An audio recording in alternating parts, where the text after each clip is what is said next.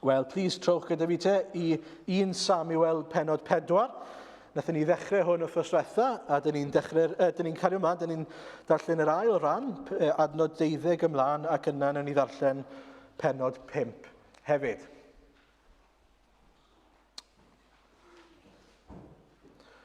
Bydd e lan ar y sgrin, neu allwch chi droi yn eich Beiblau. Mae'n dda cael eich Beiblau eich blaenau chi beth bynnag, wrth gwrs. 1 Samuel 4 o adnod 12 ymlaen. Na i ddarllen adnod 11. Dwi ddim ar y sgrin, ond jyst i'n atgoffa ni o leini arni. Hefyd, cymerwyd arch Duw, a bu farw Hofni a Phines, 2 fab Eli. Y diwrnod hwnnw, rhedodd un o wir Benjamin o'r frwydr a chyrraedd Seilo, a'i ddillad wedi rhwygo a ffridd ar ei ben. Pan ddaeth, dyna lle roedd Eli yn eistedd ar sedd gerllaw'r ffordd yn disgwyl, am ei fod yn bryderus iawn am arch Duw. Pan ddaeth y dyn a chyhoeddi'r newydd yn y ddinas, bu llefen trwy'r ddinas. A phan glywodd Eli sŵn y llefain, holodd, beth yw'r cynnwrf yma? A brysodd y dyn a dod ac adrodd yr hanes wrth Eli. Yr oedd Eli'n 98 oed, a'i lygaid wedi pylu fel na fedrai weld. A dywedodd y dyn wrth Eli, mae fi sydd wedi dod o'r frwydr. Heddiw y ffoes o'r gad. Yna gofynnodd iddo, beth yw'r newydd fy machgen? A tebodd y cenad. Ffodd Israel o flaen y Philistiaid, a bu lladdfa fawr ymysg y bobl hefyd. Y mae dy 2 fab Hofni a Phines wedi marw, ac arch Duw wedi ei chymryd. Pan soniodd am arch Duw, syrthiodd Eli yn wisg ei gefn oddi ar y sedd gerllaw'r porth, a thorri ei wddf a marw, oherwydd yr oedd yn hen ac yn ddyn trwm. Yr oedd wedi barnu Israel am 20 mlynedd. Roedd ei ferch yng nghyfraith, gwraig Phines, yn feichiog ac yn agos i esgor. Pan glywodd hi'r newydd fod arch Duw wedi ei chymryd a bod ei thad yng nghyfraith a'i gŵr wedi marw, crymodd ac esgorodd oherwydd daeth ei gwewyr arni. Oedd hi ar fi'n marw. Ac fel yr oedd hi'n marw, dywedodd y merched oedd o'i chwmpas, paid ag ofni, rwy ti wedi esgor ar fab. Nid atebodd hi na chymryd sylw, ond enwi'r bachgen Uchabod, a dweud ciliodd gogoniant o Israel, oherwydd colli arch Duw a'i thad yng nghyfraith a'i gŵr. Dyna a ddywedodd ciliodd gogoniant o Israel oherwydd cymryd arch Duw. Wedi'r Philistiaid gipio arch Duw, dygwyd hi i Ebenezer i Astod. Yno dygodd y Philistiaid hi i deml Dagon, a'i gosod wrth ochr Dagon. Pan gododd yr Asdodiaid fore tranoeth, gwelsant Dagon wedi syrthio i lawr ar ei wyneb o flaen arch yr arglwydd. Yna codasant Dagon, a'i roi nôl yn ei le. Bore tranoeth wedi iddynt godi, gwelsant Dagon wedi syrthio i lawr ar ei wyneb o flaen arch yr arglwydd. A phen a 2 law Dagon ar y trothwy wedi ei torri i ffwrdd, a dim ond corff Dagon ar ôl ganddo. Dyna pam nad yw offeiriau Dagon, na neb sy'n dod i'w deml yn sangu ar drothwy Dagon yn Astod hyd y dydd hwn. Bu llawr arglwydd yn drwm ar yr Asdodiaid. Parodd arswyd ar Astod a'i chyffiniau, a'i taro a chornwydydd. Pan welodd gwyr Astod, mae felly roedd. Dywedasant, ni chaiff arch Duw Israel aros gyda ni, oherwydd y mae ei law yn drwm arnom ni, ac ar ein Duw Dagon. Wedi iddynt anfon a chasglu atynt holl arglwyddi'r Philistiaid, gofyn asant, beth aw nawn ag arch Duw Israel? A tebasant hwythau, aid arch Duw Israel draw i Gath. Felly eithant ag arch Duw Israel yno. Ond wedi iddynt fynd â hi yno, bu llawr arglwydd ar y ddinas a pheri difrod mawr iawn. Trawyd pobl y ddinas yn hen ac ifanc, a thorodd y cornwydydd allan arnynt hwythau. Anfonasant arch Duw i Ecron, ond pan gynheiddodd yno, cwynodd pobl Ecron, y maent wedi dod ag arch Duw Israel atom ni, un lladd ni a'n teuluoedd. Felly anfonasant i gasglu ynghyd holl arglwyddi'r Philistiaid a dweud, anfonwch arch Duw Israel yn ôl i'w lle ei hun, rhag iddy'n lladd ni a'n teuluoedd. yr oedd ofn angau trwy'r holl ddinas am fod llaw Duw mor drwm yno, a hyd yn oed yr rhai a arbedwyd rhag marwolaeth wedi ei taro ar cornwydydd, ac esgynnau gwaedd y ddinas i'r entrychion. Amen. Nawr, deall bod hwnna'n stori hir a chydig bach yn gymleth falle, ond ni ddod ato fe mewn munud nawr a gan i weld fod yna lot i ni ddysgu trwy'r hanes yma. Dim ond i'n atgoffa ni o beth glywson ni wythnos diwetha te. Os chi'n cofio, y thema mawr oedd peidiwch â meddwl mai chi sy'n penderfynu pwy yw Duw. Duw sydd yn amlygu ei hunan i ni. Fe sydd yn dangos i ni pwy yw nid ni sy'n dod i ryw gasgliadau ynglyn â pwy yw Duw. A dylen ni ddim ei drinau fel polisi yswiriant, os chi'n cofio. Insurance policy. Un felly, un ni'n meddwl sydd yna ar ein cyfer ni pan mae pethau mynd yn anodd. Neu fel bydden nhw'n trin eilunod ar y pryd, fel eilunod sydd yn ei siwto nhw pan maen nhw moyn nhw. A dyna'r broblem fawr wrth gwrs, bod nhw'n penderfynu beth mae Duw yn edrych fel, neu pwy yw Duw, ar rhan fwy ar amser wrth edrych ar yr eilunod yma, sut mae bobl eraill yn trin yr eilunod. A wrthos diwetha, dyma'r Israeliaid nawr yn mynd i frwydro yn erbyn y Philistiaid. Yn gyntaf, eithon nhw heb geisio Duw, heb siarad gyda Duw, heb ofyn am nerth gan Dduw o gwbl. A colli'r frwydr wrth gwrs. Wedyn maen nhw'n dod nôl. Maen nhw'n mynd eto nawr, maen nhw'n mynd i fynd eto. Ond tro yma ni'n gwybod beth sy'n bod, ni di anghofio'r arch. Ni di anghofio'r geni fel petai i fynd gyda ni, rhywbeth i roi nerth i ni. A felly maen nhw'n mynd nôl, maen nhw'n mynd ar arch. A maen nhw'n meddwl, dim ond i ni gario'r arch, bydd popeth yn iawn. Ond wrth gwrs, ond nhw ddim wedi ceisio nac addoli, na clywed llais, na dilyn yr un oedd yn yr arch. Jyst defnyddio'r arch fel arf i'w siwto nhw. Dyna beth ni'n gweld fan yw. A chi'n gwybod, mae hwnna'n gallu bod yn wir am lot o bethau lle mae modd cyfarfod gyda Duw trwyddo fe, ond nid Duw ei hunan yw e. Yr un peth gyda'r capel, gallwch chi drin y capel fel arch, gallwch chi drin y Beibl fel arch. Gallwn ni drysori'r Beibl yma'n allanol, polish o'r Beibl, edrych arno fe, ymhyfrydu. Mae hwn yn edrych yn neud, mae'n frown, mae'n ddarnau air arno fe, mae'n hyfryd. Allai ddal yn agos atoi am gyfnodau hir o amser a meddwl, dyna beth sy'n mynd i'n hadw fi'n saff. Dim ond bod fi ddim yn mynd mas trwy'r drws yma, heb y Beibl, bydd popeth yn iawn. Na. Ydw i'n cwrdd ar Duw sydd yn siarad trwy y Beibl? Dyna'r cwestiwn. Ydw i'n adnabod y Duw sydd yn cael ei amlygu yn y gair. Nid y Beibl ei hunan, ond y Duw ni'n cwrdd â trwy'r Beibl. Chi'n gweld y pwynt? Yr un ffordd allwn ni drin pethau Duw fel Duw ei hunan yn hytrach na adnabod y Duw trwy y pethau yma. A mae'r un peth yn wir gyda phethau eraill hefyd wrth gwrs. A felly man cyfarfod yw'r rhain. Man cyfarfod yw yr arch. Nid rhywbeth maen nhw'n defnyddio fel arf i'w siwto nhw. A felly ni'n cyrraedd y darn ni wedi darllen heddi, mae dros 34 o filoedd o bobl wedi marw ar y pwynt yma, wedi cael eu lladd, yn cynnwys Hoffni a Phineas, Meibion Eli, chi'n cofio. Y rhai oedd Duw wedi dweud fyddai'n cael eu lladd ar yr un dydd fel cosb. A i topo popeth off fel petai, mae'r arch wedi cael ei gymryd hefyd gan y gelyn y Philistiaid. All pethau fynd yn wath, chi'n gofyn i chi'ch hunan. Wel, yr ateb yw, gall pethau fynd yn wath eto. Mae hwn fel a series of unfortunate events, lle mae pethau jyst yn mynd wath ac yn wath ac yn wath yn hanes Israel. A mae modd digaloni weithio nag oes pan ni'n gweld pethau mynd yn wath ac yn wath yn ein gwlad ni. Chyba beth o'n i'n meddwl am hwn, dyw e ddim yn sôn am Samuel yn y darn yma, ond dychmygwch fod yn Samuel. Yr un sydd wedi cael ei alw gan Dduw i gyhoeddi barn ac i ofyn i bobl i ddod yn ôl at yr arglwydd a jyst yn gweld yr holl bethau yma'n mynd yn anghywir. Byddech chi wir yn digaloni, byddech chi? Ond mae'n bwysig pan mae pethau fel hyn yn digwydd, bod ni ddim yn digaloni'r pwynt lle ni'n rhoi lan. Oherwydd mae'r arglwydd dal yn arglwydd sydd yn cynnal ei bobl dewisiedig yn ei ddwylo.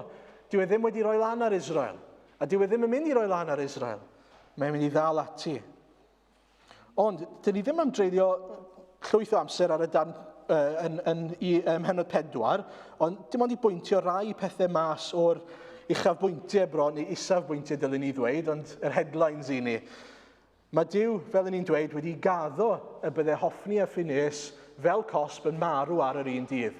A dyn ni'n gweld Duw yn cadw ei air.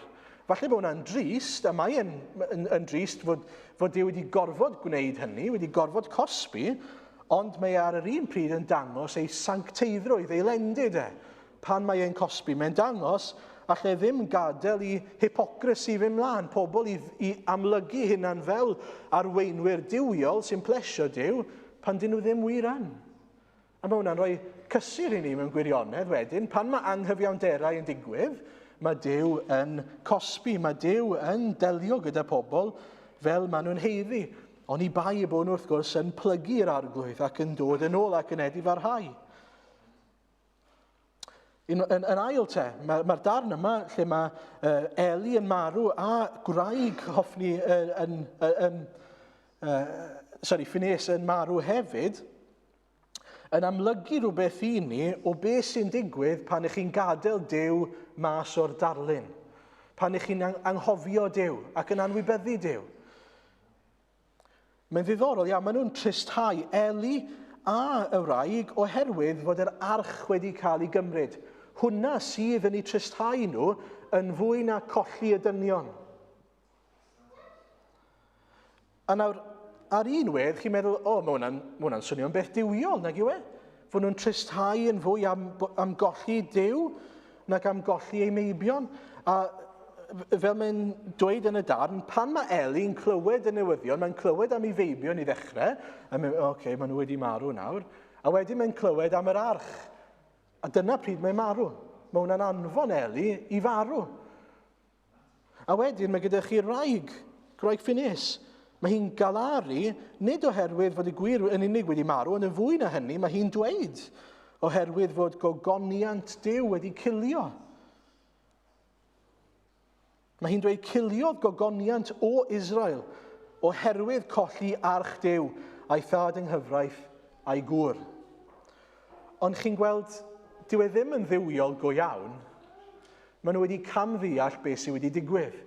Maen nhw'n meddwl bod nhw wedi colli gogoniant a presenoldeb Duw oherwydd bod nhw wedi colli'r arch. Ond maen nhw wedi colli gogoniant a presenoldeb Duw cyn hynny, ac arwydd fod gogoniant Duw wedi ei gadael nhw yw fod nhw wedi colli'r arch wedyn. Arwydd iddyn nhw fod hynny wedi digwydd yw fod yr arch wedi mynd. Chi'n gweld nath nhw golli'r arch, a dyn ni'n gweld hynny oherwydd bod nhw'n gwneud penderfyniadau fel pwyso yn yr arch yn lle pwyso ar y Duw sydd yn yr arch. Yn un ffordd a hanes Noa bore yma. Os oedd Noa a'i deulu'n pwyso ar yr arch i hunan, oedd problem gyda nhw. Ond os oedd nhw'n pwyso ar y Duw oedd yn cynnal yr arch, oedd dim problem gyda nhw. Chi'n deall y pwynt? Yn yr un ffordd, oedd nhw wedi colli golwg ar pwy yw Duw, a sut mae Duw yn gweithio. A fod Duw yn deilwng o gael ei foli a'i fawrygu, a'i bod nhw'n ei adnabod ac yn ei addoli fe, nid y pethau mae e'n darparu ar ein cyfer ni. Oedd y gogoniant, oedd llaw Duw, oedd ffafr Duw, ddim yn cael ei gyfyngu i'r arch. Mae hwn mor bwysig bod ni'n deall. Mae gogoniant Duw, gallai gogoniant Duw wedi bod yn Israel fod yr arch ddim, os oedd Duw moyn. Ond mae'n dewis peidio, oherwydd ei bod nhw wedi colli golwg ar pwy yw Duw, a sut mae Duw yn gweithio. Ond nawr, sut mae hwnna yn gymwys i ni? Pa wahaniaeth mae hwnna'n gwneud i ni heddiw? Mae'n bwysig gofyn. Wel, yn gyntaf, pan i ni'n edrych ar yr Hen Testament ac ar Israel, dylen ni ddim cymharu nhw fel cenedl gyda'n cenedl ni. Nid dyna'r gymhariaeth. Yn gyntaf, dylen ni gymharu y genedl gyda'r eglwys, oherwydd mae'r genedl yn cynrychioli pobl mae Duw wedi dewis. Okay? So pan dyn ni nawr yn edrych ar Israel a sut mae Duw yn delio gyda Israel, dylen ni edrych ar ein eglwys ni. Sut mae Duw yn delio gyda'r eglwys. A be mae datguddiad yn dangos i ni yw fod Iesu ei hunan yn dod at yr eglwysi ac yn dweud, dyma y 7 canhwyllbren. Dyma rhai sydd yn dal gogoniant a goleuni Duw. Okay? Dyma'r 7 canhwylchbryn a mae 7 seren. Mae pob un o'n nhw'n cynnal rhywbeth o goniant Duw yn yr eglwys. Ond mae'n rhoi rhybudd i'r eglwys yn Ephesus a mae'n dweud, os ych chi yn gwiro ac yn colli golwg ar Dduw a ddim yn gogoneddu Duw mwyach a ddim yn ffyddlon i'r arglwydd, byddai'n tynnu'ch canhwylchbryn chi ffwrdd. Nawr, dyw e ddim yn dweud byddwch chi ddim yn Gristnogion mwyach, ond beth mae'n dweud yw fydd yr eglwys yna ddim yn dal gogoniant Duw, ddim yn adlewyrchu rhywbeth o ogoniant Iesu Grist. A mae'n tynnu fe i ffwrdd, mae'n tynnu ei bresenoldeb a'i ffafr oddi ar yr eglwys. A mae hwnna'n digwydd ac yn gallu digwydd hyd yn oed heddiw. A felly dyna'r rhybudd i ni. Pan dyn ni'n edrych ar y darn yma, bod ni'n edrych ar ein eglwys ni. Ac yn gweddio arglwydd, helpa ni fel eglwys i gadw'n llygad ni ar yr arglwydd Iesu ac ar ei air ac ar ogoneddu yr arglwydd a bod ni ddim yn gwiro o fanna. Oherwydd os yw gogoniant Iesu'n gadael ein eglwys ni, beth sydd gyda ni ar ôl i ni yn yr un twll a pobl Israel fan hyn. Os yw'r groes ddim yn ganolog, os yw ysbryd Duw ddim yn preswylio yn ein eglwys ni, sdim byd gyda ni ar ôl. I ni'n sefydliad yn unig, a dyn ni ddim yn Grist ganolog. A dyna beth i ni eisiau bod, yn dyfe, pobl sydd gyda'r arglwydd yn y canol. A felly dyna'n gweddi ni, dyna beth i ni'n dysgu o hwn, yw bod ni ddim eisiau bod lle mae'r Israeliaid, mae'r hanes yma'r un cyfer ni i'n rhybuddio ni. I ni ddim eisiau syrthio i fod yn trin Duw fel unrhyw beth, ond beth mae Duw yn heiddi cael ei drin a'i adnabod fel y Duw yw fod ei ogoniant yn ganolog i'n eglwys ni. A felly dyna'r rhybudd sydd gyda ni fan hyn, bod ni ddim eisiau dod i'r pwynt yma lle ni methu adnabod Duw ei hunan. Achos dyma sy'n digwydd, dyw gwraig Phineas a dyw Eli ddim yn deall. Nid yr arch sydd yn bwysig, ond Duw sy'n bwysig, y Duw sydd yn yr arch. Dyna pwy ni'n ei geisio. I ni symud mlaen te, penod 5.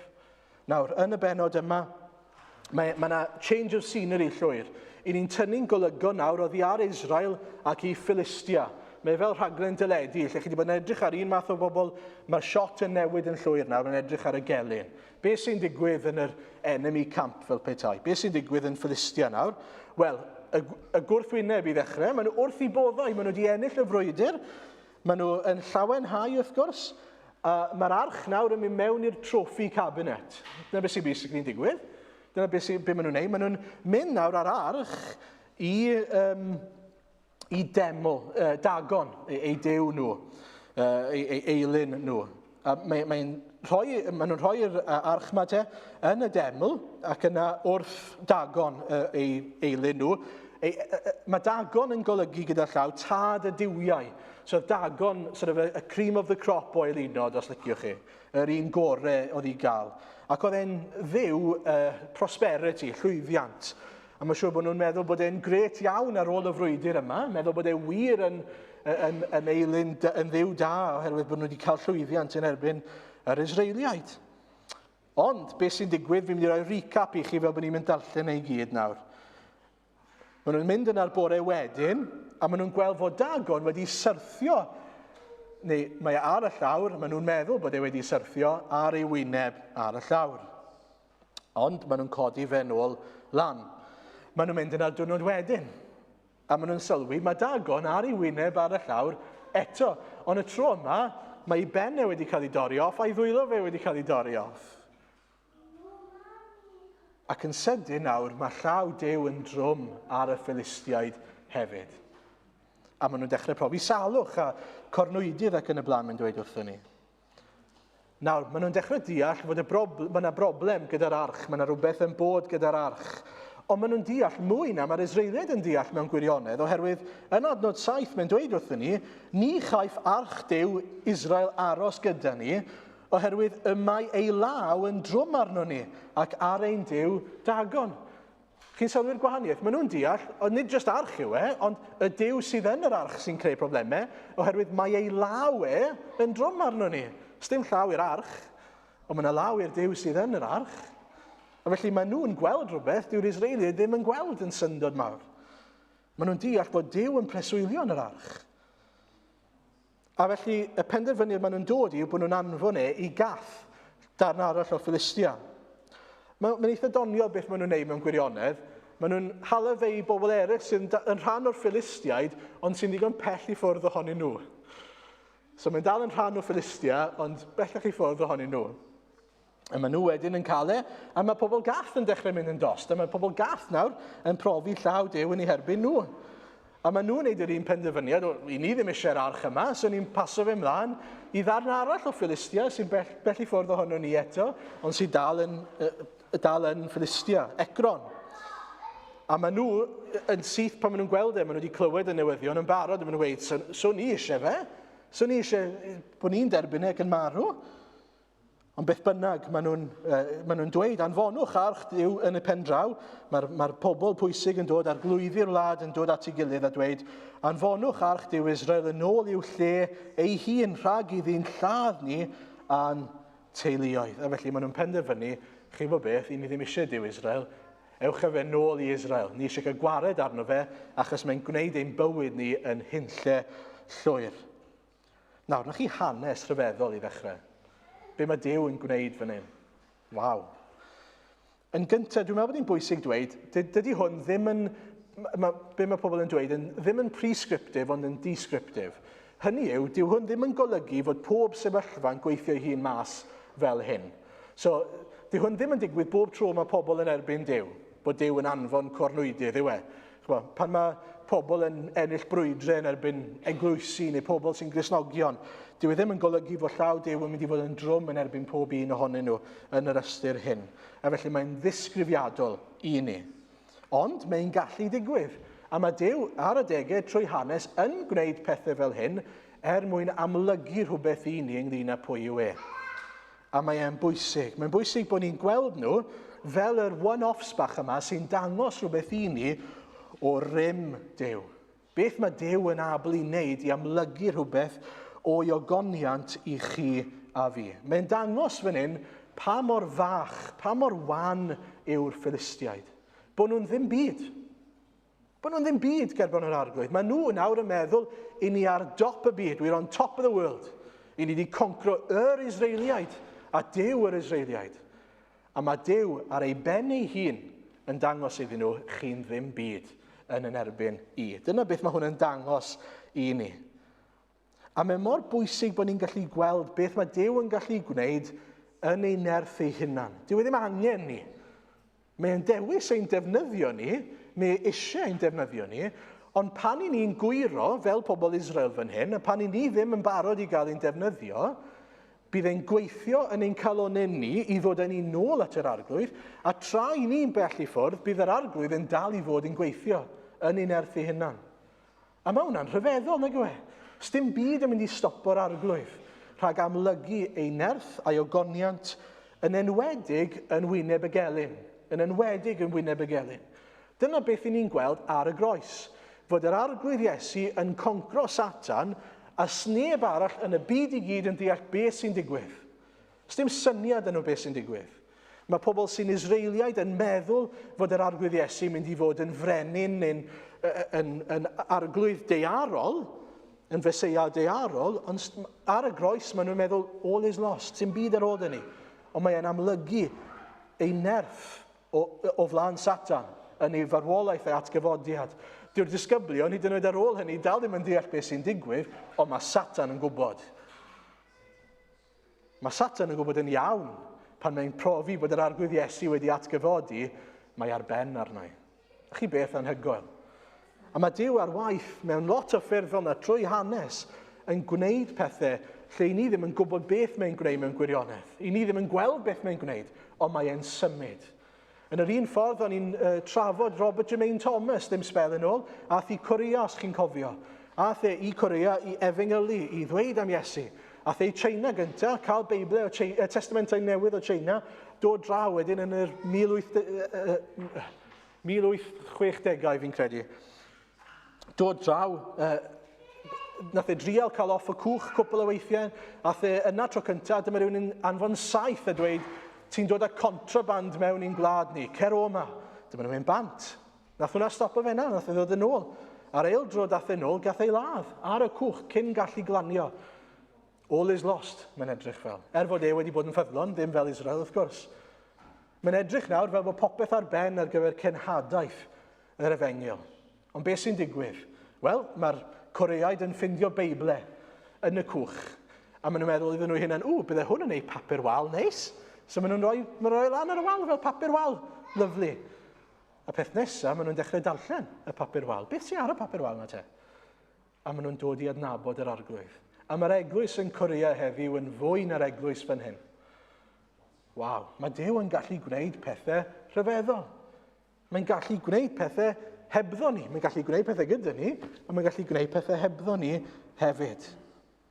A felly, mae'n bwysig bod ni'n cofio y pethau yma. Wrth i ni edrych ar y darn yma, mae'n dangos rhywbeth o rym yr arglwydd Iesu heddiw, yn ein dydd ni. Mae'n gwneud pethau sy'n guddiedig i ni ddim yn ei gweld nhw. Mae ar waith nawr, hebddo ni. Ond cofiwch, mae eisiau ein defnyddio ni. Mae e'n dymuno ein bod ni yn llestri prif.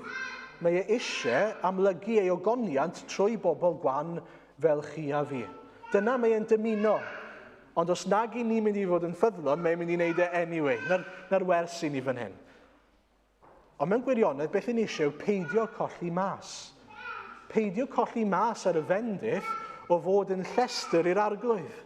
Bod ni'n cael ein defnyddio fel rhai sydd yn profi'r fath thrill o gael ein defnyddio i ddod ar Efengyl, i ddod â bywyd i bobl eraill sydd yn farw yn eu camweddau. I allu dweud am yr arglwydd Iesu fod e'n achub. Mae hwnna'n rhyfeddol. Nawr, cwpl o bethau fi'n credu sydd yn bwysig fan hyn. Gallai yr Philistiaid fod wedi ymateb yn hollol wahanol i'r arch. Dychmygwch petai'r bennod wedi mynd fel hyn. Dyma nhw'n gweld Dagon wedi cwmpo, gyda'i ben a'i freichiau wedi torri off, a dechrau profi'r cornwydydd a'r salwch yma. Okay? A dyma nhw'n sylweddoli, mae llaw Duw yn drwm arno ni. Mae e'n gryfach na Dagon. Mae eisiau ni addoli fe, nid addoli Dagon. Mae eisiau ni bwyso arno fe, nid pwyso ar Dagon. Os yw e'n gryfach na beth i ni'n credu yw tad y diwiau, y Duw mawr, mae rhaid mae nid y Duw mawr yw e, mae rhaid mae hwn yw'r Duw mawr. Ond am ryw reswm, oherwydd ei balchder nhw falle, oherwydd fod e ddim yn siwtio nhw falle, maen nhw'n gwrthod. Beth maen nhw'n neud? Maen nhw'n dweud, i ni ddim eisiau, halwch e nôl i le mae wedi dod. Nawr, falle bod yna rai yn chi yma bore yma sydd yn mynd i wneud hynny gyda Iesu. Sy'n mynd i sylweddoli grym Iesu Grist, sylweddoli bod e'n fwy na chi, a bod chi'n eilyn i chi'ch hunan, a dweud, ewch y fe o yma, gallai fe nôl i lle mae moyn, lle o le mae wedi dod. Peidiwch â gwneud y camgymeriad yna, achos mae'r Philistiaid yn cael ei gadael yn ddiobaith. Maen nhw'n cael ei gadael ar yr ochr sydd yn colli yn y frwydr yn y pen draw. Mae'r Philistiaid yn y diwedd yn cael ei dinistrio. Chi ddim eisiau bod ar ochr dinistyr, chi eisiau bod ar ochr buddigoliaeth, cadwedigaeth. Dyna pa mor bwysig yw e sylweddoli, os yw Duw troso ni, gall neb fod yn herbyn ni. Ond os yw Duw yn herbyn ni, i ni'n anobeithio. Does dim gobaith i ni. A dyna yr agwedd arall o beth i ni'n dysgu fan hyn. Mae Duw yn amlygu i'r Philistiaid gall neb ennill yn ei erbyn e. Dyw e ddim yn hapus i bobl feddwl bod e'n second best, fel Duw. Dyna beth mae'n amlygu. Mae'r Philistiaid yn meddwl, maen nhw'n dod nôl o'r frwydr a meddwl mae Dagon yn fwy na Duw Israel. Dyw Duw ddim yn hapus gyda hynny. A mae e'n dangos iddyn nhw, na. Dyw Dagon yn ddim byd i fi. Na i dorri ei bennau off, na i dorri ei freichiau off, a na i ddelio gyda chi y bobl sy'n ei addoli fe hefyd. Mae pob un yn mynd i blygu glin o flaen yr arglwydd i'n dydd. Mae e'n mynd i ddod â pob un i'w gliniau. Mae'n dod ar Israeliaid fan hyn i'w gliniau yn pennod 4, a mae'n dod ar Philistiaid a Dagon i'w gliniau, i'w luniau yn llythrenol. Ac un dydd bydd yn dod â pob un ohono ni i'n gliniau ni hefyd. Un dydd, bydd pob glin yn plygu i'r arglwydd Iesu ar ddiwedd y byd yma. Ond bydd yna blygu glin mewn dwy ffordd. Bydd yna blygu glin sydd yn hyfryd. Fel plant yn plygu o flaen eu tad mewn diolchgarwch bod ni'n dod adre. A bydd yna blygu glin arall, sef plygu glin o sylweddoliad bod chi wedi gwneud y camgymeriad mwyaf eriod. Bod chi wedi mynd yn erbyn y Duw mawr a bod chi ddim yn ei adnabod e. Bod chi'n wrong. Na'r ddau opsiwn sydd gyda chi. Na'r ddau opsiwn pan ni'n dod a plygu'n glin ger bron yr arglwydd un dydd. Dyna beth fydd yn digwydd. Byddwch chi einau'n dod fel rhai sydd yn eiddo iddo fe, neu rai sydd ddim yn ei adnabod e ac felly'n wynebu distryw, uffern, barn, cosb dragwyddol. A mae'r Beibl yn glir iawn mai dyna'r gosb mwyaf erchyll allwch chi brofi. Nawr mae'r arglwydd Iesu wedi dod i amlygu y ffaith bod e ddim yn dymuno i ni fynd i ddistryw, ond profi bywyd tragwyddol gyda Christ. Dyna beth yw Ioan 3:16. Dyna yw'r efengyl. Yw fod Iesu wedi dod mwyn i ni gael perthyn i'r arglwydd Iesu. Fod yr ail ddyfodiad yna lle mae Iesu'n dod yn ôl yn thrill i ni, nid yn ofn i ni. Nawr, ar ddiwedd pennod 5, mae'n ddiddorol, yr oedd ofn angau drwy'r holl ddinas am fod llaw Duw mor drwm yno. Chi'n gweld, mae llaw Duw arnyn nhw a mae ofn marw arnyn nhw. Ond mae hwnna hefyd, mae llaw Duw arnyn nhw yn drwm. Nawr, i rai sy'n eiddo Iesu Grist, chi eisiau bod llaw Duw arno chi, ond mae'n llaw Duw sydd ddim yn drwm. Chi'n gweld? Chi eisiau bod llaw Duw arno chi, neu chi? Pan ych chi'n Gristnogion, pan chi'n bobl Crist, ni eisiau bod llaw Duw yn ein arwain ni ac yn ein cynnal ni ac yn ein bendithio ni, ond mae'n llaw hollol wahanol.